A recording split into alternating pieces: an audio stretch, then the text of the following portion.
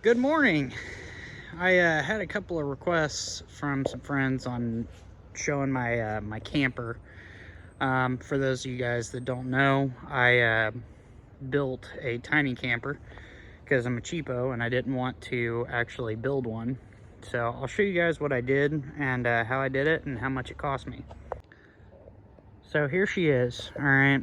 Don't mind the fact that it's a perfect square. This is a Harbor Freight trailer, the 1195. I believe I paid like $400 for it, something like that. The exterior of this is literally just like super thick paint over OSB. So I don't know how long it'll actually last, but I mean, you know, if I get 5 years out of this thing, I'll be happy. These are literal vinyl house windows. Those are like $100 a piece. Around the edges, this is drip edge for a roof. Those were like $3 for like, I don't know, 8 feet of that. So super cheap. Around the windows, it's literally 1x that I just, or 2x1, or 2x, maybe it's 2x1/2, I don't remember. Anyways, they're just small boards that I painted black and then put a piece of drip edge over the top and siliconed in there. The roof is literally just flat with tons of silicone. And I put Flex Seal on the roof. Back here, once again, OSB door with 2x4s to keep it in place. Cut a hole, put an air conditioning in there. I put this up top because it had a tendency to kind of flop up. So I just pinched it in there and screwed the heck out of it. Don't mind my giant hole of silicone there. That's fine. Okay, now going inside, I just have literal like hinges for a door, for a gate outside. These were super cheap. Once again, I just decided to try to do this as cheap as possible. Whenever I go inside to keep people from locking me in, I just throw a lock in this and you can't lock it from the outside. So I just have some weather stripping around the door. This hasn't been finished yet, so it's just kind of open. These are blackout curtains just on regular curtain rods. Inside, these lights are on 12 volt. So they're just battery powered. Everything else in here, I haven't put any inverters or anything like that inside of here. But the floor, OSB with kills, and then carpet paste, glued the carpet down. You know, it does pretty good. There's a little bit of insulation up underneath the floor. On these walls, what I did is I flipped the 2x4 sideways throughout the walls to give me more space inside, and then used 1-inch foam backer board, or not foam backer board, foam insulation. So actually it's 1.5 inch foam insulation with the metallic heat reflector on one side to kind of keep the heat and cold in here. It does really well. It's extremely insulated. It's in the floor and, or the floor, the walls, and the ceiling. And then this is just outdoor carpet. And give me just a second. I'm gonna plug this thing in and turn the lights on in here, and I'll climb inside and show you the inside view. A quick overview of the interior here. I have these LED lights that go around. I ran out, so I didn't have enough to finish. I have the bed kind of folded up over here in the corner. Our little desk there. Once again, unfinished door.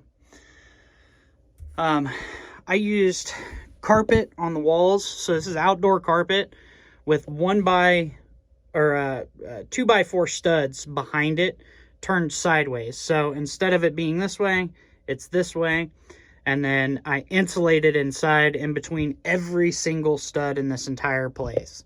So ceiling, floor, walls, everything. It's all carpet and it's all got insulation behind it. So that being said,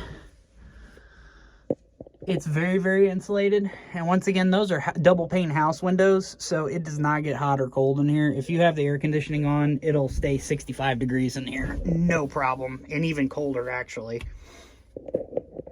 The TV and the air conditioner, whenever I built this, I actually had those sitting around in the basement.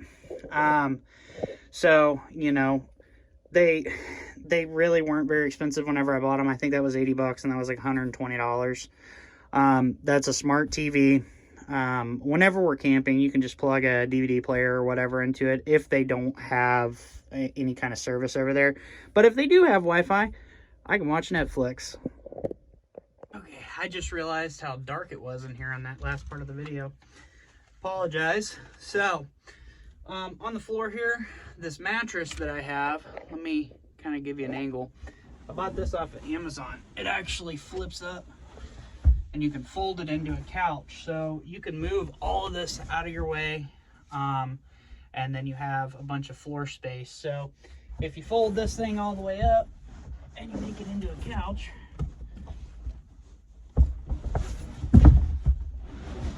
then you have the entire camper floor to do whatever you want. It's also kind of nice to just have a little couch in here. So, yeah, I mean, the reason I built this is I didn't want to pay an arm and a leg for a camper. There's no reason. So what this camper cost me, all in all, a couple of things like the air conditioner and the TV I had sitting around the house.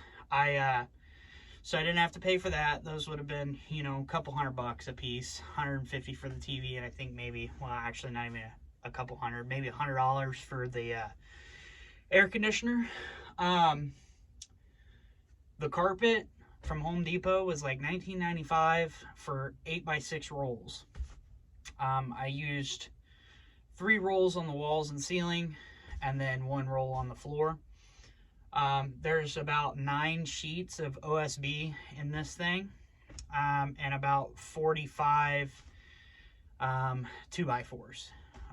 It's all untreated lumber. I just painted it all myself with water seal to treat it, and threw it in. The insulation I used is the styrofoam insulation, so it's actually a lot cheaper than the other stuff. You have two different kinds that I know of. You have the pink stuff, and then what I use is called Artec. It's about 20 bucks for a 4x8 sheet. Way cheaper. I use 3 or 4 sheets inside of here. So all in on the camper, I'm about, I'd say $500 to $600 into it. As far as the trailer goes, I already had the trailer, so you know, no big deal.